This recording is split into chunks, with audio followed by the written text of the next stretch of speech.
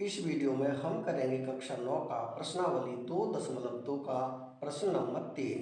प्रश्न है, सत्यापित कीजिए कि दिखाए गए मान निम्नलिखित स्थितियों में संगत बहुपद के शून्यक हैं। यानी कि हमें कुछ बहुपद दिए हुए हैं और उनमें x का मान दिया है, यानी कि चर का मान दिया है। हमें बताना है कि x का ये मान इस बहुपद का शून्यक है या नहीं है। तो उसके लिए हम इस x के मान को बहुपद में रखेंगे और हल करेंगे। हल करने के बाद अगर उसका आंसर शून्य आता है, जीरो आता है, तो शून्यक है। अगर जीरो नहीं आता है तो शून्यक नहीं है। इस प्रश्न में 8 भाग हैं। सभी भागों को हम इसी वीडियो में हल करेंगे। तो सबसे पहले करेंगे इसका पहला भाग। पहले भाग में है px बराबर 3x प्लस 1, जहाँ x बराबर -1/3 दिया है, यानी कि x का मान -1/3 इस बहुपद का शून्यक है या नहीं। तो x की जगह पर हम -1/3 रखेंगे। तो यहाँ रखें px, यानी x की जगह पर -1/3 बराबर में है 3x। तो यहाँ 3x, x की जगह पर -1/3 प्लस में है 1। आगे से हल करें तो p ब्रैकेट में -1/3 बराबर, इस 3 से ये 3 कट जाएगा, यानी यहाँ बचेगा -1 और यहाँ बचेगा +1। +1 -1 ये कट जाएंगे, तो इसका आंसर जो आएगा वो होगा 0, यानी कि शून्य आ गया। तो ये जो x का मान है इस बहुपद का शून्यक है, तो हम लिख देंगे शून्यक है, शून्यक है। ये हो जाएगा पहले भाग का आंसर। अब हम करेंगे इसका दूसरा भाग। दूसरे भाग में px बराबर 5x माइनस पाई, जहाँ x बराबर 4/5, यानी x का मान 4/5 दिया हुआ है। तो x की जगह पे हम 4/5 रखेंगे। तो यहाँ रखें px, यानी कि 4/5 बराबर 5x। तो 5 ब्रैकेट में हो जाएगा 4/5 माइनस है पाई, तो यहाँ रखेंगे पाई। इसे आगे हल करेंगे तो p ब्रैकेट में 4/5 बराबर, इस 5 से ये 5 कट जाएगा, यहाँ बचेगा 4 और ये माइनस पाई। 4 माइनस पाई को हम आगे हल नहीं कर सकते, तो इसका जो आंसर है वो शून्य नहीं आया है, तो इसका ये शून्यक नहीं होगा। आंसर लिख देंगे शून्यक नहीं है, नहीं है। ये हो जाएगा दूसरे भाग का आंसर। अब हम करेंगे इसका तीसरा भाग। तीसरे भाग में px बराबर x² माइनस 1, x बराबर है 1 और -1, यानी इसमें x के दो मान दिए हुए हैं, 1 दिया है और -1 दिया है। इसे हम दो बार हल करेंगे, यानी पहली बार में 1 रखेंगे और दूसरी बार में -1 रखेंगे। तो पहले रखें हम 1, यानी कि p1 बराबर हो जाएगा x², x की जगह रखेंगे 1, तो यहाँ हो जाएगा 1 का स्क्वायर -1। 1 का स्क्वायर करेंगे तो होगा 1 और -1, -1 + 1 ये कट जाएंगे, तो इसका जो आंसर आएगा वो होगा 0। तो जो x बराबर 1 है इस बहुपद का शून्यक है, शून्यक है, शून्यक है। ये तो हो जाएगा पहला आंसर। अब दूसरी बार में हम रखेंगे -1, तो यहाँ रखेंगे x की जगह पे -1, ये p -1 बराबर x², यानी कि -1 का स्क्वायर माइनस है 1, -1 का स्क्वायर करेंगे तो हो जाएगा +1। तो ये है -1 + 1 कट जाएंगे, यानी इसका आंसर भी आएगा 0। तो ये भी शून्यक है, यानी कि इस बहुपद का x का मान -1 ये भी शून्यक है, तो लिख देंगे शून्यक है, यानी कि 1 और -1 दोनों ही शून्यक है। ये हो जाएगा तीसरे भाग का आंसर। अब हम करेंगे इसका चौथा भाग। चौथे भाग में है px बराबर x + 1 एक ब्रैकेट में है और x - 2 दूसरे ब्रैकेट में है। x बराबर है -1 और 2, यानी x के दो मान दिए हुए हैं, तो दोनों मानों को रखकर हमें हल करना होगा। पहले रखेंगे x का मान -1, तो यहाँ रखें -1, यानी px, तो ये हो जाएगा -1 बराबर यहाँ है x यानी कि -1 और ये +1, ब्रैकेट में यहाँ है दूसरे में x यानी कि -1 और ये -2। इसे हल करेंगे p -1 बराबर -1 और +1 ये हो जाएगा 0, दूसरे ब्रैकेट में -1 और -2 ये हो जाएंगे -3।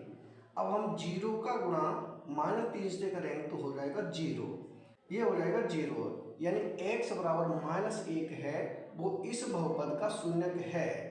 तो यहाँ लिख देंगे शून्यक है, शून्यक है। दूसरी बार में रखेंगे हम 2, जहाँ भी x है वहाँ रख देंगे 2। तो ये है px यानी p 2 बराबर ब्रैकेट में है x + 1 यानी कि 2 + 1, दूसरे ब्रैकेट में है x - 2 तो यहाँ हो जाएगा 2 - 2। इसे हल करेंगे, 2 और 1 को जोड़ेंगे तो हो जाएगा 3, 2 में से 2 हटा देंगे तो यहाँ बचेगा 0। अब 0 का गुणा 3 से करेंगे तो हो जाएगा 0 यानी कि 0 हो जाएगा। अब हमने देखा कि x का मान 2 रखने पर भी 0 आ रहा है, तो x का मान 2 भी इस बहुपद का शून्यक है। यहाँ लिख देंगे शून्यक है, शून्यक है यानी कि x का मान -1 और x का मान 2 दोनों ही मान इस बहुपद के शून्यक है। तो ये हो जाएगा हमारा चौथे भाग का आंसर। अब हम करेंगे इसका पांचवा भाग। पांचवा भाग है px बराबर x², x बराबर है 0 यानी x की जगह पे हमें रखना है 0। तो यहाँ रखें px यानी कि p0 बराबर x² है तो 0 का स्क्वायर, ये हो जाएगा p0 बराबर 0 का स्क्वायर करेंगे तो क्या होगा, ये होगा 0 यानी कि 0 आ गया। तो x बराबर 0 इस बहुपद का शून्यक है, यहाँ भी लिख देंगे शून्यक है, शून्यक है यानी ये हो जाएगा हमारे पांचवें भाग का आंसर। अब हम करेंगे इसका छठवां भाग। छठवें भाग में है px बराबर lx + m, जहाँ x बराबर -m/l दिया है यानी x की जगह पे हमें -m/l रखना है। तो ये है px, यहाँ रखेंगे -m/l बराबर lx यानी l x की जगह पे -m/l, प्लस में है m तो यहाँ रख देंगे m। अब इस l से ये l कट जाएगा यानी यहाँ हो जाएगी -m और ये +m, +m दोनों कट जाएंगे तो ये हो जाएगा 0, यानी इसे भी हल करने पर कितना आया, 0 आया। तो ये भी शून्यक है, यहाँ लिख देंगे शून्यक है।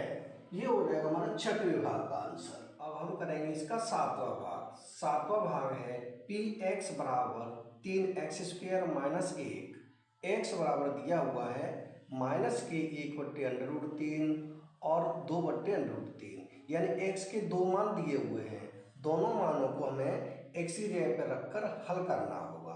तो पहले हम रखेंगे -1/√3, तो यहाँ है px यानी x की जगह पर -1/√3 बराबर हो जाएगा 3x² है, तो यहाँ 3x, x की जगह पर रखा है हमने -1/√3, तो यहाँ रखेंगे -1/√3।